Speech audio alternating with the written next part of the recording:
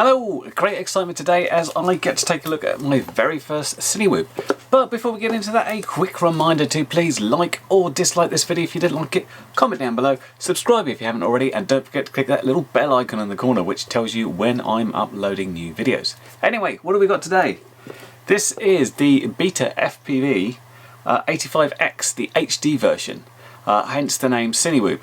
Whoops have changed a bit, haven't they? I just remember back in the olden days, you had this. This is the original blade inductrix, which you could then transform into a tiny whoop, and that's what a tiny whoop was defined at. I did have a camera on this, and I moved it back again as I moved the camera.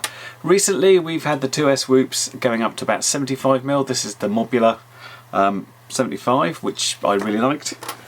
And today, inside here, we have an 85mm whoop, hence its name. And it's a little bit bigger again, and if you look back at the original, it looks quite big, quite enormous. And that was a very quick unboxing, because in the box is literally this cable and this little joystick thing, which is for messing around with the camera. But what strikes me immediately about this is how unlike a micro quad it looks in terms of how what it's got on there, how it's been configured. First thing you'll notice is this antenna. None of these little regular whips pointing out there. This is a Luminaire Axi antenna, a proper circular polarized antenna, and a tiny little package like that. Underneath, you've got these two antennas sticking out. This is a FreeSky XM Plus, and helpfully enough, they've left the bind button just in view. You can actually buy this aside from a bunch of other ones with Crossfire micro as well, which is really thinking about getting some range on something so small. And obviously the HD version here has an HD camera, and this is the Caddx Turtle V2, which can shoot 1080p at 60 frames per second. Elsewhere around, and spec on the quad, you've got these 1105 6000 kV motors.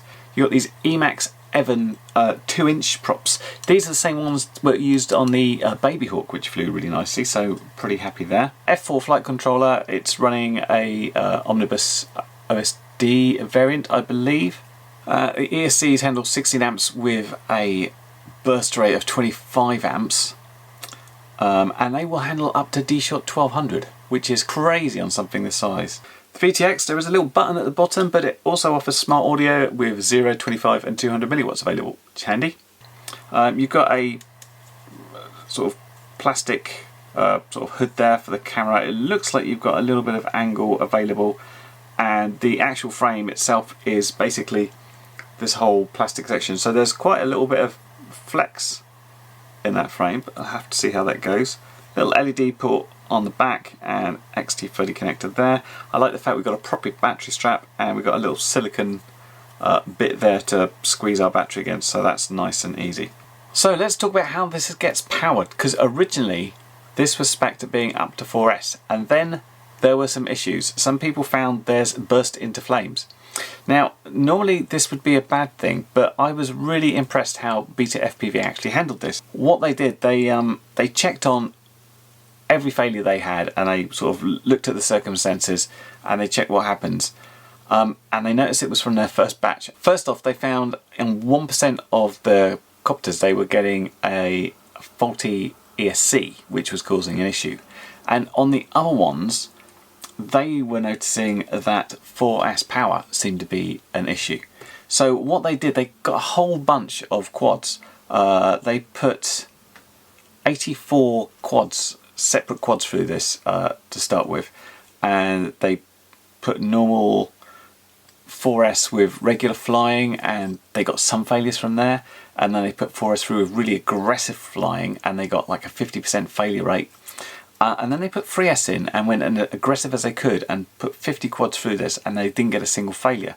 So they've come to the conclusion that on 4S the ESCs can't handle it, they get too hot, there's some solder that melts, and the ESC basically fails, either falls out of the sky, else you get burst into flames. So right now, the advice here is only run it on 2S or 3S, don't run it on 4S.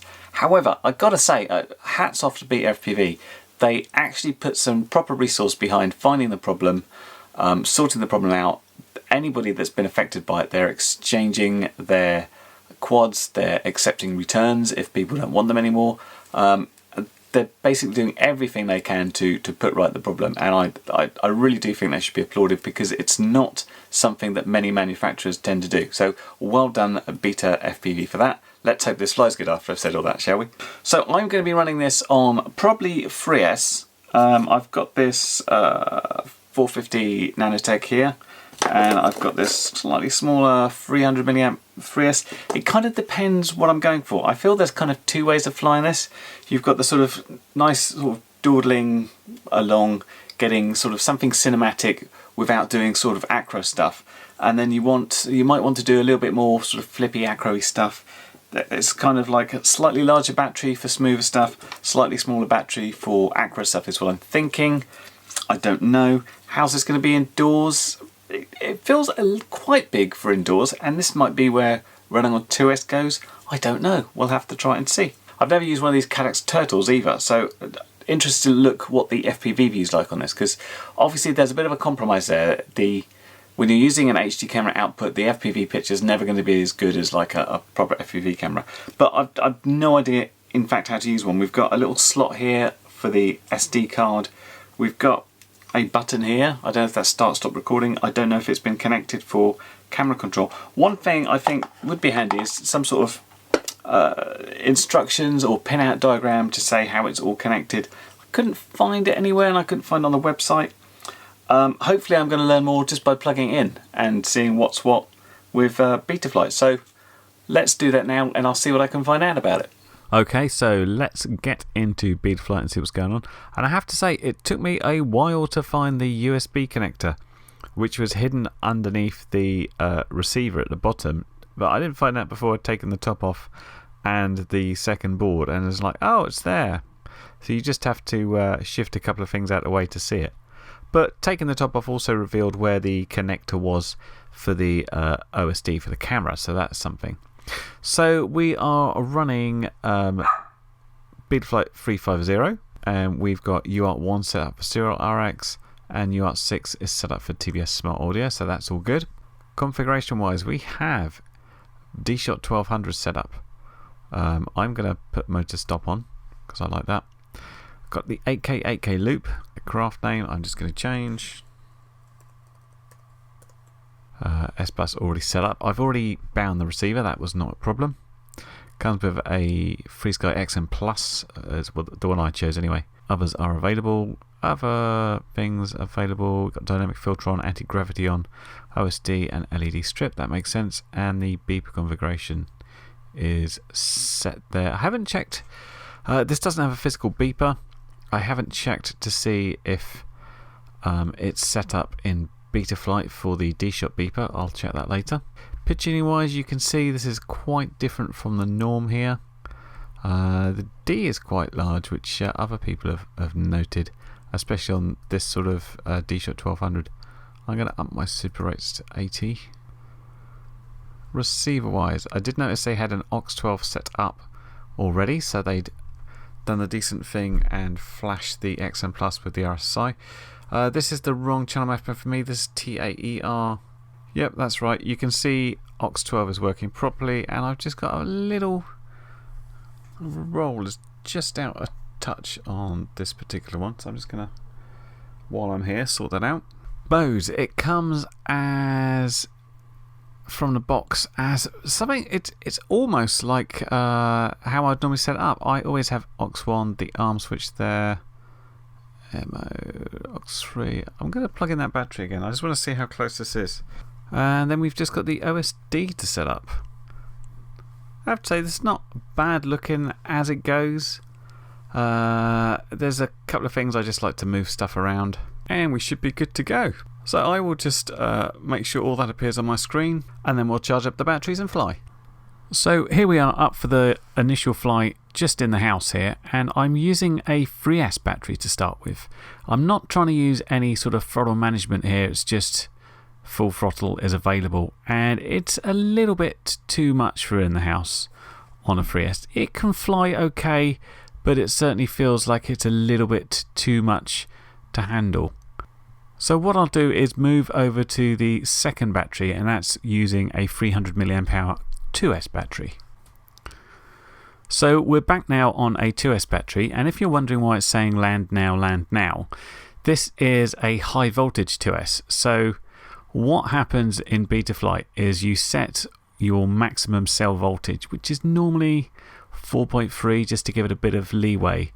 Unfortunately, what happens then, if this detects it's slightly above 4.3, so if, for example, it comes up and says, okay, I think your battery is at 8.7, then Betaflight decides this is a 3S battery, divides your voltage by the number of cells, and thinks you're in serious trouble. So you end up with this land now going on. This is easily changeable through Betaflight. You just have to set your max cell voltage to something different. Anyway, this is on 2S. Ignore the land now thing. And it's very flyable indeed. Much better. Now, I've started off on the DVR just because I wanted to show how the camera handled it indoors. And I thought it was going to struggle indoors, but it does very well. I mean, I've got, the lights on. It's a bright day, so we've got light coming in.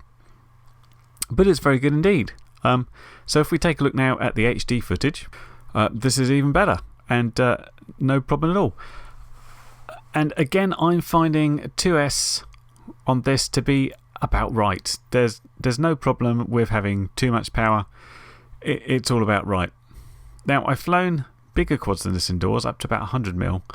For some reason, I'm having some difficulty getting this through the normal sort of chair legs things that I do. But generally speaking, chair legs aside, I'm able to whiz it round in the house without much of a problem. It does nice tight turns. It doesn't feel too big. It's not overly loud. It's fairly quiet. And it goes in and out of the house absolutely fine. It's a nice little quad. I mean, I wouldn't call it an indoor specialist. There's obviously far better ones for just doing indoors. But of course, we're going to do a bit more with this. But I certainly wouldn't preclude flying indoors on a quad of this size. It's absolutely not a problem at all. You can go fairly rapidly, but it's nice and easy to control if you want to slow it down. Hello, the sun is out. We're here to try the little Beta85X outdoors, and regular viewers will know that my normal flying site is gone. I didn't want to go back to that little thin thing through those trees, so I've come here. Now, this is great for the big tree spacing, but what you don't ever want to do is go down in here. I don't know what it looks like to you, but it is brambly and thorny, and it's high. It gets even higher over there. It's like 8 feet, 9 feet. Over here it's at least down to sort of 5 feet. So attempting not to crash is one thing I'll be doing, but at the same time I want to have a bit of a rip. Start off slow with the first couple of batteries. I want to see how it feels going around, and then well, we have to give it a go, see what happens, don't we?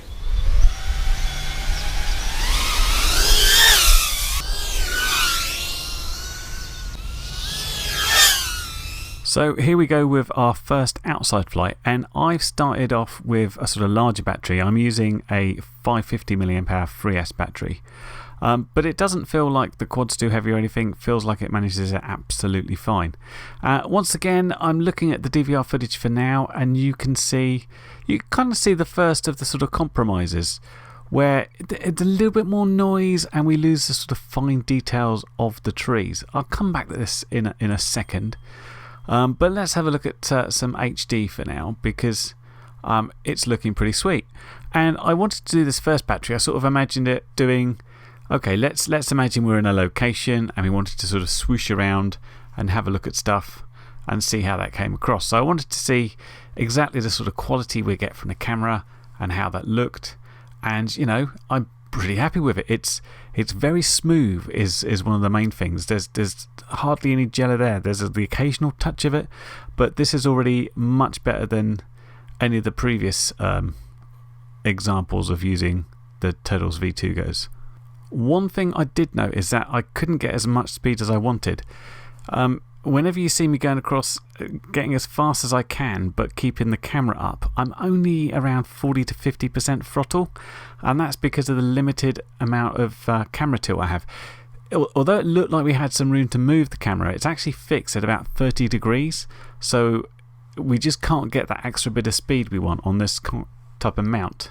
But anyway, this was the sort of meander around and have a look at things nicely battery. Let's move over to the next battery using the 450 mAh Nanotech, which I wanted sort of the intermediate battery, a bit of flying around and a little bit of sort of casual acro, if you like.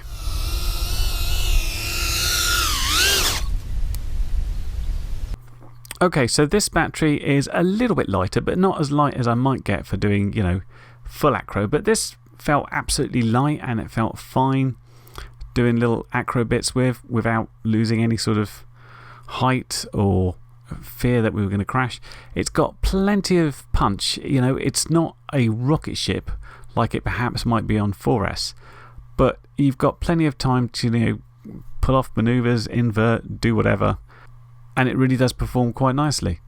Now, this sort of thing, this is where you sort of start struggling a little bit with the camera. When you're in an area where you've got sort of similar colour branches and stuff, it's harder to pick them out on this type of camera. But, you know, that's the compromise you make. If you want to have really nice HD footage in such a small thing, then you have to make a compromise on your live image. It's not unflyable by any means.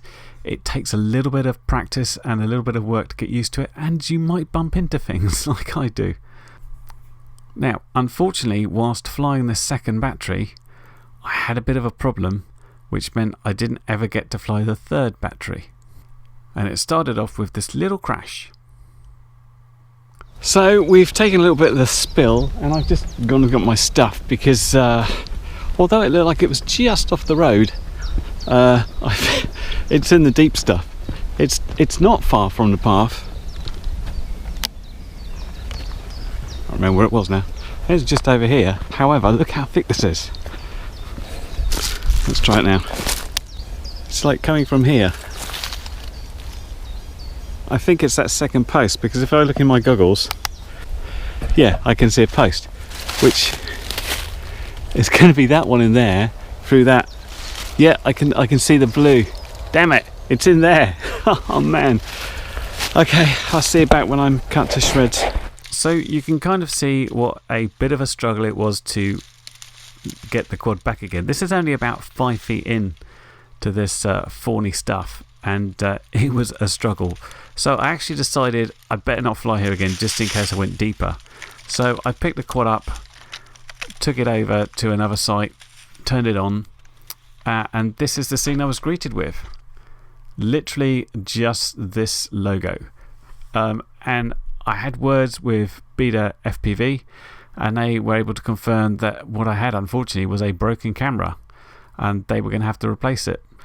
And this is why we actually had another Cinewhoop as the first Cinewhoop review. Even though I got this one beforehand, I had to wait for the new camera to come in. Well, great news, we have got a brand new Caddx Turtle V2 just arrived, so I can fix up the camera and try it again. I thought it was a good opportunity though, if I bring the quad in, just to show you the one problem I've had from the otherwise excellent quad. If I put, this is the old camera I've taken out, if I pop that back in, if you have a look inside, you can see there's absolutely no space to move that camera. So although it looks like it's got this extra bit of tilt, there's just nothing there, unfortunately. So you'd need a different hood completely. It's this bit here that's stopping the camera from moving, so it kind of needs a bigger hood if you want to actually be able to angle this. So as it is for now, we're sort of stuck with that set angle. There are some STL designs you can download and print to give you a bit more angle, but obviously we're just reviewing it as it comes for now. But let's pop the new camera in and see how it goes. So we're outside with the newly fitted camera, and I decided to try using the 2S battery to start with. And you'll notice that I'd forgotten all about updating the battery information on Betaflight, so it's still saying land now because it's a high voltage 2S. And this is a bit more of an interesting day because it's a bit more overcast, and it is a bit more of a struggle going through here with thin branches. You get a lot more noise, it's a lot harder to see anything. But it handled it okay. Sort of, it's kind of like you have to scope out your route and then sort of do it properly. Another thing you will notice here is that although I felt sure I went in and removed all the OSD information from the camera itself, I must have forgotten to hit save because there it is. I didn't feel like taking the top off the quad and sorting it out there and then, so I decided to just go with it. So you have to just ignore those for now. So the 2S was actually okay outside if you just wanted to sort of meander along and go relatively slowly. I'm just here checking out the range of the receiver. It's an XM Plus. Its antennas are just sort of dangling around really, but you can still barely get any drop off flying the sort of extent of how far I can go here. Zero problems at all. The VTX and the receiver seem really solid, really nice. So what I did next is the thing I couldn't do last time. I got my 300 milliamp hour 3S, plugged it in so I could do a little bit more acro-y stuff. Now this is actually a high voltage 3S LiPo, hence you've got the land now thing, and I don't know if I'm sort of breaking the rules slightly here by using slightly higher voltage than a 3S. It's not 4S. But yeah, this feels like it can handle acro pretty well. I've got a fairly small space and I'm just trying to sort of, hang around the trees and stuff and do some little flips and rolls and bits and pieces like that. It's sort of more challenging on a sort of small space like this, which I don't normally do, so I'm a little bit nervous about those trees and stuff. But it seems to be going okay. Now, one thing that I did encounter once on this is getting a little bit of yaw washout. When I went into a big dive and pulled out, I just got a little swift thing to the side you just saw there. It's not something I've hit very often, but it is there, it seems, under certain circumstances. Now, this is possibly where the lack of 4S is hurting it. It doesn't have quite the power to pull out of that, one of those big dives.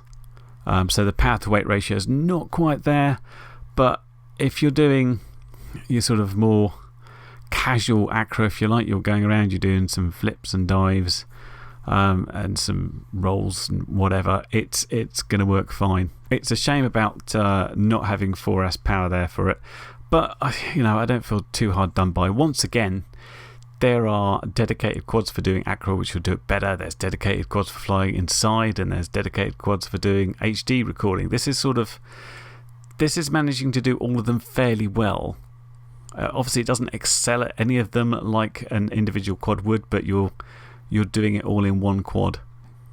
So for that it's pretty good. Anyway, after this I wandered around and tried to find a few more flying sites. What I liked about this quad is I could just wander around, have my backpack with me, and it was very easy just to get this quad out, set down and go. And most of the times I had the goggles on my head, I had a control in one hand, quad in the other, so I could plonk it down. I thought this is quite interesting, the bluebells are out, there's a nice little stretch that I could just fly up and down one time and move on to another bit, and that's exactly what I did. And I had a great deal of fun doing it, just looking for new and interesting places that I haven't got to yet. I came to this place here because last time I was here, all those sort of ferns were really grown up high, and it had a proper sort of almost Death Star like trench to fly along. It all sort of died off during the winter, and we've just got bits of brown, but it's still very picturesque here. I do like these trees, but this whole place is covered in wood ants, so I didn't want to stand around too long before I started getting nipped and stuff by them. But this was quite a useful place for sort of thinking about why you might want that extra range of that receiver and a decent VTX. What happened here is, if you look at the DVR, you can see it's all quite samey. If you manage to stick on the path, it's okay. But if you go slightly off the path, it's quite hard to pick it up again. And what I managed to do whilst heading around a tree is go completely off the path and then rejoin the wrong path. So I'm here flying along expecting to see me any moment, and obviously I'm not there, and I kind of realised that as there was no noise from the quad anywhere, and it started getting a little bit fizzy on the display, and it held up well. With a lesser receiver, one of those other whoops would have been down. with not as good a VTX, I would have been blocked by the amount of trees I was around. I mean, there's not a lot of leaves and stuff, but that's quite a reasonable amount of trees to get through, and I was quite pleased that it managed to hold up quite that well. Yep, definitely another fun place to fly. So I was starting to think, what's the point of having this Whoop type quad compared to a regular micro quad? And the answer is you can hit stuff. Because let's face it, this HD camera for its live view is not as great as any FPV camera. So you may hit stuff if you're flying around this sort of area. And in a regular little micro quad, you'd have probably taken out a prop or two and gone down. On this one, I was able to just bounce off and carry on. I kind of saw the benefit. I'd hit quite a lot of stuff and I'd had no crashes aside from that big one. Well, not big crash, but the one that wiped out the camera.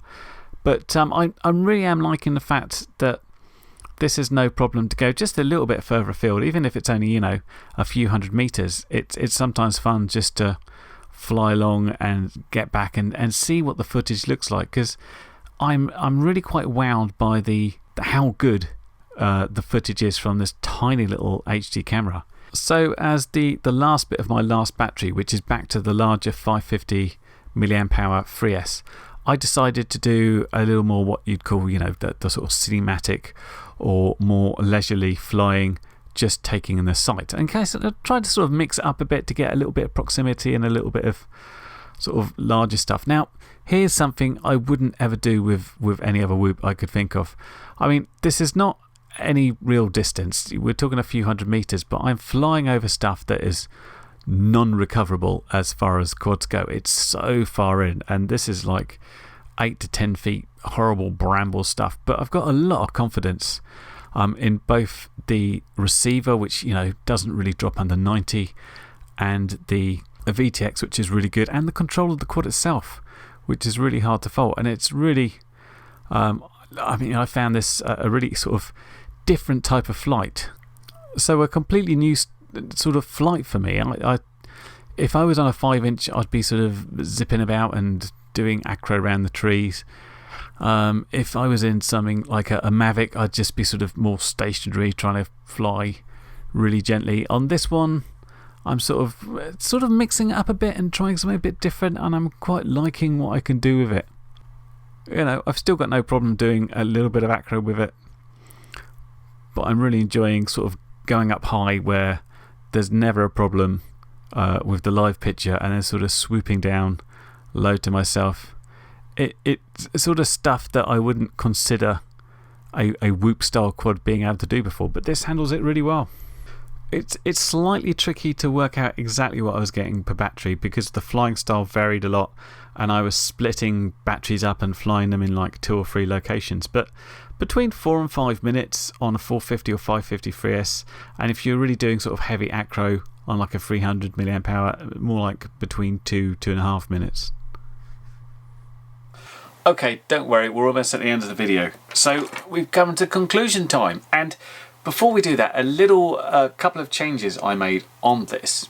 First off, I changed Betaflight so it won't whine every time I plug in a high voltage LiPo. That's easily done. I've obviously got rid of the Caddx OSD logo stuff because I'd neglected to do it before. But I've also moved the RSI information down a line so it won't sort of overlay on top of that timer, which makes things a little bit easier to read. The other thing I did is, because this button is recessed, you can't press it with a finger, you have to take a screwdriver around. So I've set this to record automatically whenever it's powered on, which is not as much hassle as it sounds, because you can just unplug the battery at the end of it and it doesn't corrupt the recording, it just stops the recording, and that's all good. So there's an awful lot to like about this quad, and just a couple of nitpicks. So let's talk about the good things. First off, the receiver in this one. This is the XM Plus version. I've mentioned before you can get Crossfire version, all sorts, and just with these antennas flapping around, I'm getting excellent range and excellent signal strength. I could enhance this by having them poking up the right way, but I didn't find it necessary to do it. I was getting absolutely great signal. Ditto on the VTX, great VTX. I was running it at 200 milliwatts most of the time. This little AXI antenna really does work nicely. Fantastic picture from that. These little Emax props are very smooth, which is really needed for that HD camera. They worked really well on the Baby Hawk, they work really well on this. And I really like having this normal battery strap. I was able to put in a whole bunch of different 2S and 3S batteries of different sizes and just wrap the battery strap around it, and they all held in brilliantly. That is so important. It's such a pain to have to buy specialised single size batteries per different quad you have. It's so nice to be able to use them all. So in terms of nitpicks, the only pain for me was the camera angle. You can't change it with this, which is a shame because I wanted to go a bit quicker. It means I wanted to angle it there, but I wanted to see where I was going. So I could either go quicker and look at the ground, or I could just carry on sort of dawdle a bit. Yeah, it's kind of a shame, that one. They just needed a little bit more of a space there to be able to angle it. I mean, you can print another one. I don't know why they didn't come out with a more adjustable hood. I'm guessing they went with the sort of this is the angle you want to be usable in most situations. If you want to fly slow and cinematic, if you want to fly reasonably fast or proximity, you go with the 30 degrees. So it's not the worst thing in the world, put it that way. The other, it's not a downside, but the obvious compromise is the Caddx camera, the Turtles 2. Obviously, one broke. And I do hear from other people they've had problems with the Turtle V2. It seems like Caddx could do with upping their quality control a little bit more. I mean, again, hats off to BetaFPV. They saw it was broken, they sent me a new one. It's very easy to install. It's just one connector to go in and you're set. But it's a shame it went wrong on such a minor crash like that. And it was filming fine, and it was getting the FPV picture back when I got it, and it was just a case of turning it off and turning it back on again. It seemed to have broken it somehow. But obviously the quality of your FPV image is your big compromise when flying this sort of thing, and this is the same on all your Cinewhoops or whatever. Whenever you're using the HD camera for live output, it suffers. The better lit and brighter situation you've got, the better. And obviously if you're up high flying above stuff, you haven't got a problem. When you're doing proximity and you're in woods and it's a bit darker, this is where you get noise and it's more difficult. It's a different type of flying. If you're going to do that sort of stuff, you kind of need to fly down really slow, check out what's there, and then speed up as you go. It's not something you could just do like that unless you know you're clear, because you just will not see those ghost branches. Obviously, if you had a dedicated FPV camera, it'd be much better, but hey, you wouldn't be getting that lovely 60 FPS 1080p image. And I think the image you get from these cameras, these little Caddx Turtles, when they're working, is phenomenal for the size of the unit and how it performs. It's just great. Now, I questioned for a while when I was flying this outside, why is it Whoop style? Would it be equally good just to have this as a regular quad without the prop guards? Because they do alter the performance a bit, but given that camera, its live output is not that fantastic, and if you're doing proximity, I found it very useful for bouncing off stuff. So I still think there's a reason for that, and you certainly can fly inside. Again, there are dedicated quads that will do inside much better. They're smaller, they're lighter, they're much easier to handle through gaps, but this will certainly do it. I've called this one King of the Cinewhoops, and you know, it's perhaps a little bit rich to call it that. Bear in mind, this is only my second Cinewhoop, albeit this first one I had, and yeah, it broke and stuff. And I'm calling it that because I'm comparing it to other general whoops as well, and the way it flies and the features it has, ignoring the HD point of view. Now, previously I would have said Mobula 7 HD is your Cinewhoop of choice, and it's still a fantastic quad, and this will out-acro the Beta85 on 3S. However, the reason I'm calling this the King is its pure versatility. Yes, this will acro fantastically, and the camera tilt is slightly higher and you can go faster. However, the range is more limited. There's a bit more wobble on the camera, so the HD footage is not as good. Where this one, its smoothness of its HD image really does it for me, and the versatility of being able to fly in different ways is what does it for me. However, that's just me. If your focus is on different types of flying, if it's indoor, if it's acro, if it's something different, you may disagree. But for me, this is winning the battle for me. King of Whoops is this one. So yeah, I really like it. And once again, I'm all about convenience. I like the fact I can stick it in a box, stick it in my bag, always have it ready, have a couple of batteries for it, and be able to fly it anywhere. It's so discreet. Even a 5-inch especially, but even going 3S, there's a certain amount of noise and obnoxiousness that comes from it. These things sort of along, they don't make a noise, and I kind of like that. You can kind of get in, get out, no one's seen you there, you weren't really there, yet you've got this lovely video from it. So yeah, my new best friend, the Beta85. So big thanks for BetaFPV for sending it to me, and of course replacing the camera. And well done to them once again for acknowledging that they had some issues and tackling them head on and supporting their customers that well. You can of course find links to where you can get one of these from the BetaFPV website. I hope that's been helpful and not too long, and I will catch you next video. Bye for now. Well, you've made it to the end of the video, so thanks once again for watching. If you like what you saw, then please consider subscribing, and if you really like what you saw, then be sure to check out the link to my blog for a variety of ways in which you can help support this channel.